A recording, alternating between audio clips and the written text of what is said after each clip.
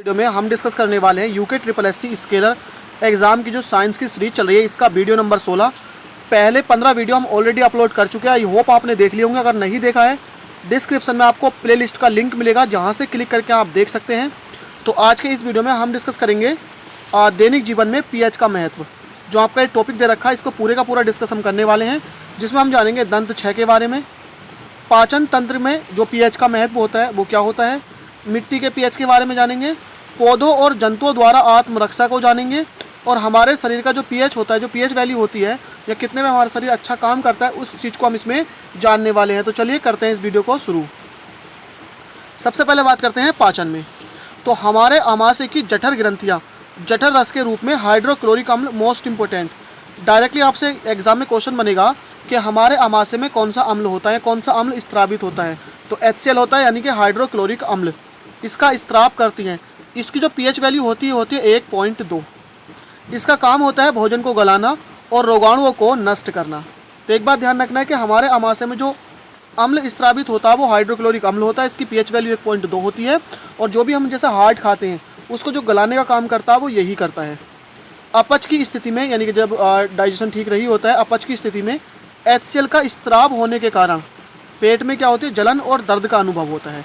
इसके लिए एंटा एसिड का हम रूप करते हैं, और एंटा एसिड के रूप में क्या होता है, क्षारक होते हैं, हम क्षारकों का प्रयोग किया जाता है। एंटा एसिड अम्ल की अधिक मात्रा को क्या करता है, उदासीन कर देता है। क्योंकि आपने देखा होगा कि जब अम्ल और क्षार की रिएक्शन होती है तो उस रिएक्शन को उदासीनीकरण अभिक्रिया बोलते हैं, जिससे लवण बनता है और वहाँ पे क्या बनता है, यानी कि आपका जल बनता है।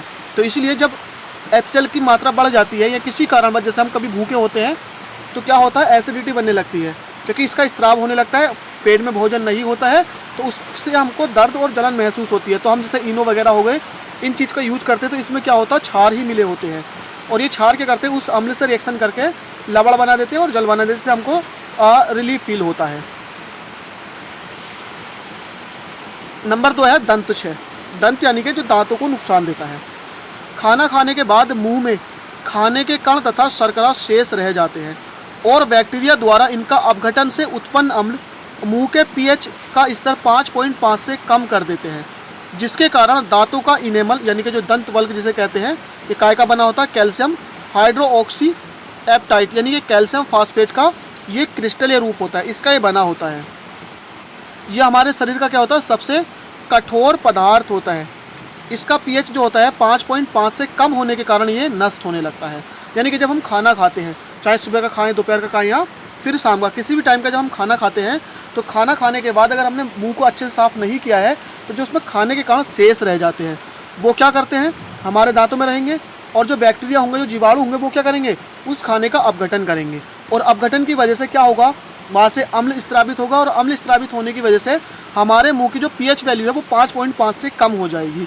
और पीएच वैल्यू 5.5 से कम होने की वजह से जो हमारे दांत का इनेमल होता है, जो हमारे शरीर का सबसे मजबूत, सबसे कठोर भाग होता है, ये नष्ट होने लगता है। भोजन के बाद दांतों को साफ करके इससे बचा जा सकता है। यानी कि हम कुल्ला करते हैं, या बहुत से लोग क्या होते हैं, खाना खाने के बाद दंत मंजन करते हैं, दातून करते हैं, जिसके लिए भोजन के बाद क्षारीय दंत मंजन का प्रयोग किया जा सकता है। यानी क्षारीय दंत मंजन का प्रयोग, जो टूथपेस्ट होते हैं वो क्षारीय होते हैं, जिससे क्या होता है, बहुत से कहते हैं कि आपके टूथ में, यानी नमक के लिए बोलते हैं, तो क्षारीय होते हैं, तो उससे हमें ये फ़ायदा हो जाता है कि जो हमारे मुंह में एसिड बनता है, जिससे पीएच वैल्यू कम हो जाती है, तो वो क्षार मिलने के बाद उसको उदासीन कर देते हैं, न्यूट्रल कर देते हैं। पॉइंट नंबर 3 है, यह है पशुओं एवं पौधों द्वारा उत्पन्न रसायनों से आत्मरक्षा। अब देखिए, बिच्छू बूटी, इसे नेटल कहते हैं। इसके पत्तों में डंकनुमा बाल होते हैं, जिनके स्पर्श से मेथेनोइक अम्ल, यानी कि HCOOH छोड़ देते हैं। यानी कि बिच्छू बूटी होती है जंगल में, इसको नेटल बोलते हैं। इसके पत्तों में ना, मतलब क्या होता है, डंकनुमा बाल होते हैं। अगर वो हमको लग जाए तो ये क्या होते हैं, हमारी बॉडी में मेथेनोइक अम्ल ये छोड़ देते हैं। जब हमारी बॉडी में अम्ल आएगा तो हमको क्या होने लगता है, दर्द और जलन होती है। इसके उपचार के लिए ये हमको ध्यान रखना, जब अम्ल जाता है तो अम्ल का उपचार हम क्षार से करते हैं, और बॉडी में हमारी क्षार जाता है तो उसका उपचार हम अम्ल से करते हैं। क्योंकि अम्ल और क्षार की रिएक्शन क्या होती है, न्यूट्रल रिएक्शन होती है, उदासीन रिएक्शन होती है। तो जिसका उपचार हम डंक वाले स्थान पर डॉक पौधे की पत्ती रगड़कर किया जाता है। ये पौधे नेटल के पास ही पैदा होते हैं। तो नेटल क्या होता है, क्योंकि इसके जो पत्ती होती है, जो इसके डंक होते हैं, उसमें क्या होता है, अम्ल होता है। और जब ये हमको लगता है तो हमें बहुत जलन होती है, दर्द का अनुभव होता है, जिससे बचने के लिए इसी के पास में एक पौधा उगता है जिसे कहते हैं डाक पौधा। इस डाक पौधे की पत्ती रगड़कर इसका उपचार किया जाता है। आगे है मधुमक्खी का डंक। लगने पर क्या होता है, हमारे बॉडी में जो है एसिड जाता है, अम्ल जाता है, जिससे हमें दर्द और जलन होता है। इससे राहत के लिए हम बेकिंग सोडे का यूज कर सकते हैं, क्योंकि बेकिंग सोडा क्या होता है, क्षारीय प्रकृति का होता है। और मधुमक्खी के डंक में क्या होता है, अम्ल होता है, एसिड होता है। तो जब अम्ल और एसिड की, तो ध्यान रखना एग्जाम में क्वेश्चन पूछा जा सकता है कि मधुमक्खी का डंक लगने पर हमारी बॉडी में क्या जाता है, एसिड जाता है, यानी कि अम्ल जाता है। और इसके उपचार के लिए हम क्या यूज करते हैं, बेकिंग सोडा यूज करते हैं। नेक्स्ट है बर, जिसे क्या कहते हैं, भीरड या ततैया कहते हैं। इसका डंक लगने से क्षारक का स्त्राव होता है। जो पीली पीली आपने देखी होगी ना ततैया, तो ये जब हमको काटते हैं तो हमारी बॉडी में क्षार इंजेक्ट कर देती है, जिससे क्या होता है, जलन और दर्द होता है। इसके उपचार के लिए हम सिरके या अचार का प्रयोग करते हैं, क्योंकि सिरका क्या होता है और अचार भी दोनों अम्लीय होते हैं। इसके जो डंक था उसमें क्या था, क्षार था।